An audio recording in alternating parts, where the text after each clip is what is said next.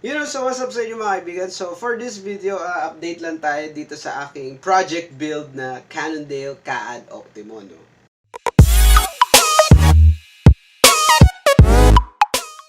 So yun nga po mga kaibigan, long time no vlog, and kung mapapansin nyo, ay di pala mapapansin for your information lang po, no, mga kaibigan, sa mga nanonood nating viewers, wala na po akong GoPro. Binenta ko na po para sa mga upgrades ko dun sa bisikleta. So mas prioritize ko na lang yung upgrade kaysa dun sa GoPro, since more on sit down vlogs lang naman ako and casual ride vlogs lang. Hindi ko rin naman masyado nagagamit si GoPro. So it's been one hell of 6 months or so kay GoPro, and appreciate ko naman, and yun yung nag-start sa akin mag-vlog. So anyway, yun nga po na mga kaibigan, GCQ na tayo at sa wakas makapagpagupit na ako ng buhok kasi inabutan na naman ako ng lockdown bago ako magpagupit. So umaba na naman yung buhok. Tugad na naman to ng So ayun, anyway, as of this video pala mga kaibigan, we have reached 983 subscribers! And 17 na lang, no, mga kaibigan, mag-1K subs na tayo, and I want just to say thank you sa mga nag-subscribe dito sa channel ko, yung mga kalokohan ko dito, yung mga tinuturo kong kabalbal. Hindi, joke lang mga kaibigan. I'm happy na may nakaka-appreciate sa mga ginagawa kong videos, and sana may natututunan kayo sa mga info vids na ginagawa ko, and at the same time na-enjoy nyo. Ganun. Pero I'd like to say thank you din kasi may mga nakaka-recognize na rin sa akin sa mga cycling groups or whatnot, na at least nalalaman nila na ako nga si Nurseklista. So ayun, I'm just so happy. So kung bago ka lang dito sa video na to at pinapapanood mo tong kung bago ka lang dito sa channel na to at napapanood mo tong video na to, please hit the subscribe button below at ring mo na rin yung notification, or kahit di na ring yung notification kasi subscribe ka na lang for more health and info vids regarding cycling, and kung gusto mo makakita ng mga updates or upgrades or parts regarding sa bikes, this is the channel for you, or kung ano mga content na mais. So anyway, ayun nga mga kaibigan, wala na akong GoPro, so cellphone na lang ang ginagamit kong pang-vlog ngayon. So I'm not sure sa audio, pero nung pinlay ko yung sample vid nito, maayos naman siya yung audio niya, and I think mas malinaw siya, or malinaw lang kasi may liwanag. Pero anyway mga kaibigan, sorry kung himas ako na himas sa buhok ko kasi ang haba na talaga, hindi na ako pakali, papagupit na ako bukas. Pero anyway, yun nga, no, i-update ko lang kayo dito sa bisikleta ko, no, mga kaibigan. As of now, unti-unti na finalize yung final build ko dito sa aking bike na si Dane, no, mga kaibigan. Kasi bala ko talaga before the year ends matapos yung talagang yung talagang custom build ko dito sa bisikletang ko to. Though I'm gonna try not to be very impulsive kasi syempre may mga kailangan din ng paggastos, no? Pero mind you, syempre hindi naman ako basta-basta. Syempre binibenta ko rin yung mga parts para may pambili ako na nandito. So hindi ko basta iniipon lang yung pera. So bumabalik din naman yung pera. So hindi ako totally nababankrupt kaka-upgrade dito kasi pinapalitan ko rin naman yan. Kumbaga more on, actually mukhang inai-swap nga lang yung parts na ito kung tutusin. Nakahanap lang talaga ako ng bargain. So anyway, ayun ang mga kaibigan, hindi lang naman ako basta upgrade dito sa bisikleta ko. I'm taking into consideration din yung comfort whenever I'm upgrading. Sine-check ko rin kung compatible sa akin yung part or yung sukat or yung whatever, gano'n. Para at least maging komportable naman ako sa pag-ride ko. Hindi lang porket nag-upgrade ako. Masabi lang nag-upgrade pero sobrang malalaspag yung katawan ko sa bisikleta ko, no? Anyway, ayun. As of now, napalitan ko lang dito muna is yung stem ko, pati itong crankset, no, mga kaibigan. At may re-review na rin ako sa inyo na isang, actually hindi siya review but actually an initial impression regarding sa isang bagay or item pang bisikleta na nabili ko recently. Yun, so let's get on. 5 minutes later. So, eto na yung bisikleta ko, no, mga kaibigan. Yan, there is Dale. And kung mapapansin nyo, crank pa lang. Tadaan! Yes! I've opted for a Ultegra R8000 crankset. Kaya yan ang pinalitan ko sa bisikleta ko recently. Ito yung pinaka-recent na pinalitan ko dito sa bisikleta ko. So, I came from a 105 crankset to a Ultegra R8000 crankset. So, bakit ako nagganitong crankset? Ganito kasi yung story niya, mga kaibigan, no? Story talaga niyang crankset na yan is that naghahanap talaga ako, friends, ng Cannondale Hologram SI na crankset. Ang opted ko sana is a 170mm na crank arm or a 165, but walang naging available. Although may nag-offer sa akin ng hologram na same din yung ratio na 52:36, and then anong nangyari, nagkatalo dun sa crank arm kasi bali 172.5 yun sa kanya. Gusto ko medyo medyo fit na rin sa akin kasi gusto ko medyo taasan yung upuan ko bali 170 yung original ko na R7000 na 105, and this one, mga kaibigan, is now a 165 crank arm. So sabi ko, if hindi ko wala akong makukuha ang Cannondale Hologram SI, I better get the Ultegra na lang kasi weight saving din naman yun Although mas magaan talaga yung Cannondale Hologram SI kasi I think it's lighter and stiffer than Jura Ace and it's probably the stiffest crankset in the world, no, mga kaibigan. Yun. So, na-skip ako dun sa pagbili sa parts na yun, but I opted na lang dito kasi ito na lang yung talaga sumakto sa budget ko rin kasi halos iniswap ko lang talaga yung yung crank ko ng R7000 and sobrang minimal lang na dinagdag ko for this crankset. Kaya ayun, ito na lang yung nakuha ko. And at least hindi na ako magpapalit ng bottom bracket kasi if dun pa ako dun sa hologram na SI, papalit ako ng BB30 kasi BB30 yun and medyo may special tools pa atang kakabit dun and ayoko nang magano. So anyway, ito na lang yung inano ko. So pakita ko na lang sa inyo ang aking crankset na Ultegra R8000, no, mga kaibigan. So if matatanong nyo, ito yung niya, sukat niya. Let's see. Okay. It is a 165. Ayan, makikita nyo din. 165. Ayan, so ayan yung pinalit ko dito para at least matataasan ko pa yung aking seat post. And so far, ang main difference na nakita ko sa kanya with regards to crank arm length is that mas mabilis yung nagiging cadence ko dito sa 165. Although nung una, wala talaga ako naramdaman difference, but nung na-ride ko siya to work and tinatry kong medyo humataw lang ng konti kasi MECQ pa naman nun, ang napansin ko, mas umibilis yun sa cadence ko kasi mas tawag dito, mas maikse yung crank arm ko. But napanood ko rin sa mga videos ng GCN, no, mga kaibigan, na wala naman talagang significant difference yung shorter arms sa longer ones. But the longer ones does have a difference with regards to climbing kasi there's more leverage nga naman kasi mas mahaba yung crank arm mo so more leverage, more power output yung mapoproduce mo. But for this, hindi naman ako masyado maahon, so ito na lang. And nakita ko rin sa mga charts and sa mga recommended bike fitting websites, although magta-try pa rin talaga ako magpa-bike fit, nagkaroon lang talaga ng MECQ kaya di ako natuloy, so ayoko na rin kasi medyo pumunta-punta sa bike shop. Anyway, ayun, ang sabi, ang recommended for 5.5 is a 165 crank arm and a 48 na frame size. So 48 frame size yan, mga kaibigan. Ayan po, ayan, 48, ayan.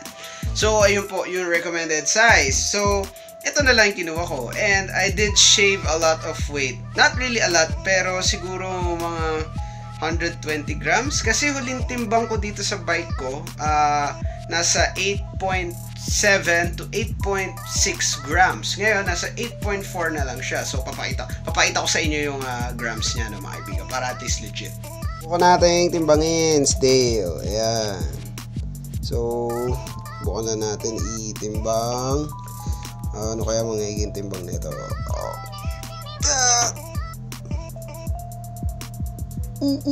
Mali. Ito tayo, mga kaibigan. So, ready? 1, 2, 3.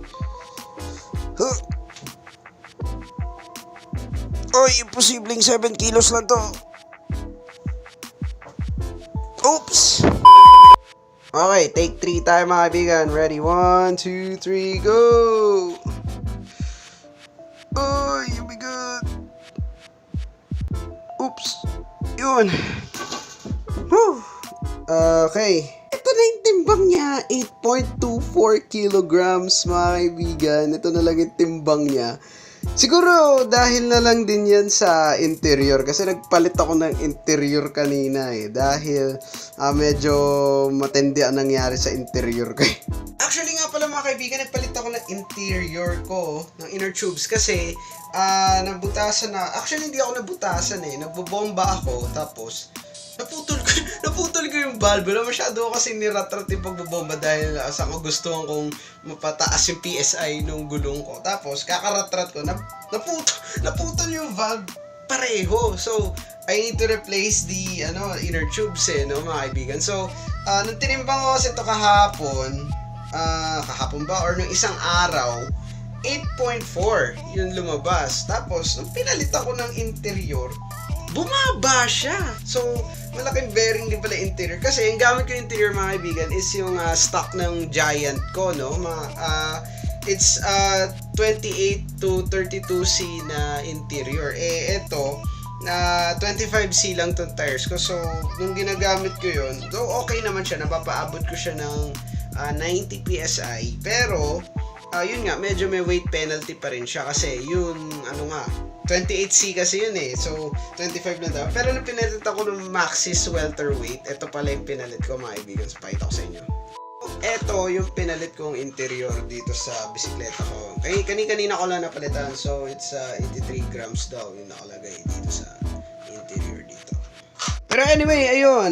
8.24 kilograms na lang itong bisikleta ko mga kaibigan. So, check pa rin tayo ng scale kasi we can't rely on one scale alone. Para sure talaga, dapat may iba pa tayong reference na scale. So anyway, on to the next changes dito sa bike ko. Okay, on to the next update. So, isa din sa pinalitan ko sa bike ko is yung stem. So, kung mapapansin nyo sa previous pictures ni Dale is naka-giant stem pa siya na 90 cm. So, ito, this is a Zipp service course na stem mga kaibigan, no, diba? Actually 100 millimeters na siya kasi gusto ko nang nag 100 millimeters kasi medyo naiipit yung chunk ko pag every time na mag-aero position ako. So para ba yung sinasabi ko aero position, yun naaga nito ganito ka sa handlebar and then naka very low ka kasi pag umataw ako minsan sa Okada or nag-individual time trial ako, ganito lang yung position ko. And dun sa 90 masyado naiipit yung chunk ko kasi maiksi siya, so hindi ko nai-stretch na forward yung upper body ko. So tendency naiipit yung bilbil ko, kaya medyo naiirita ako, kaya hindi ako nakakatagal dun sa position. And now ayun, mas nakakatagal na kasi mas mahaba yung magiging reach ko. So, ewan ko, that's only my personal preference mga kaibigan kasi mas naging komportable ako dito sa 100 millimeter na stem. Ewan ko if gawin ko tong 110 in the future, pero I think okay na yung 100 kasi di na baka kasi pag nag 110 ako masyado na ako mas overstretch and I'm really not that flexible. So, ayun. Ayan, and kung mapapansin nyo, wala na rin ang aking cyclo computer. Ayan. Iba na ang aking gamit na cyclo computer. So, titignan natin ngayon yan. So, yun lang yung update dun sa bike ko mga kaibigan. Pero, meron ako ngayong bagong binili dito sa bike ko. It's not that expensive mga kaibigan kasi nagbenta din ako ng mga gamit para ulit mabili to para hindi ako kapusin. So, anyway, what I have here is a GPS speedometer which is this is a iGPS Sport IGS 50E na speedometer. It does come with a box. Hindi ko siya nabili ng brand new but the seller gave me this box pa rin. So, it's almost like new pa rin yung niya mga kaibigan kasi slightly used lang naman yung speedometer since nag-pandemic and hindi na rin daw nagagamit and nagka-upgradeditis ata yung seller bumili ng bagong speedometer. So anyway, bought a head unit and chining! ito na yung head unit na nabili ko mga kaibigan. Ayan. Oy, makikita nyo. Nandiyan pa yung Strava ko, nagre-reflect sa screen. So anyway, ito yung ito yung aking bagong speedometer ngayon. Kasi nandito pa rin naman sa akin yung cat eye. Hindi ko pa rin naman siya binenta. Saan ba yun? Nandito pa rin yung cat eye na velo. Baka lagay ko na lang doon sa folding bike para at least meron ding speedometer yung folding bike ko. Pero yung inclusions na itong itong speedometer na to is the head unit. Tapos there's this box and you have a quick startup manual dito sa sa box, and you have the charger cable or the USB cable if you were to update or upload your ride sa Strava or isi-sync mo dun sa mobile app nila. Meron sila mobile app. Tapos, meron din sila yung mga mounts, no, mga kaibigan. So, first mount is in here. Ito yung sinasabi ko. There's this mount na, ito, papakita ko sa inyo. Wait lang. Ayan. So, there's the mount here. Tapos, meron na dalawang goma kang ilalagay. So, pahirapan ilagay yung goma na yan. Ayan, itong goma na yan. Tapos, dyan. And then, dito sa other side. So, pahirapan ilagay ang goma na yan. Dito sa, kasi sa stem. Pero, pag dito sa, drops lang, medyo mas madali. Kasi, medyo mas manipis siya. Ito kasi mas mataba eh. Kaya, mahirap. So, inclusion, dalawang ganito. Isang yung top cap, isa yun dito sa goma para di magasgasan yung component mo dito, and yung dalawang rubber na mag-hold dito.